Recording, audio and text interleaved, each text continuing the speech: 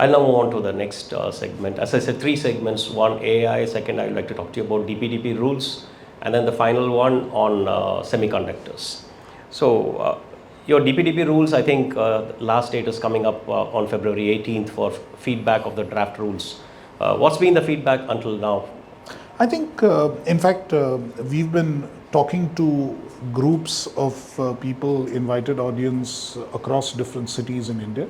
In fact, after this event, I have another consultation on the DPDP rules later today. Basically, I think the feedback, like for the DPDP Act, is not negative. Okay, Oh, I mean, okay.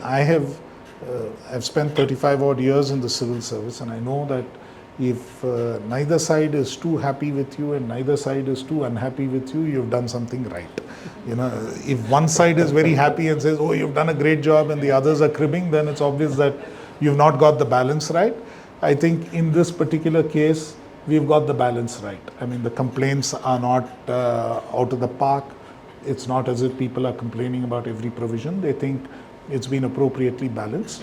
There are a few specific suggestions on how we can word a few things better, or how we can take out some confusion out of certain elements, which is in the nature of what we expect.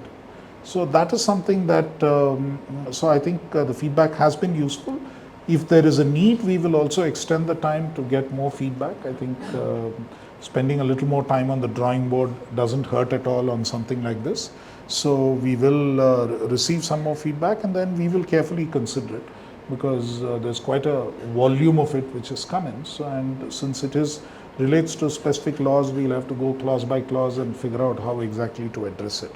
So I would think that by and large the response has been good, balanced, and there aren't too many issues or complaints that people have raised.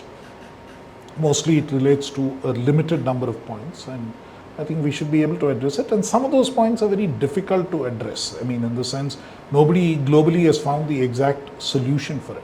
Something like verifiable parental consent is something that everyone is struggling with. How do you sort of achieve this without actually collecting more information? Because, you know, if you want to actually do a complete verification, then you have to collect a lot of information and a lot of personal information. So that defeats the whole purpose of privacy of the personal data. So we have to strike that balance.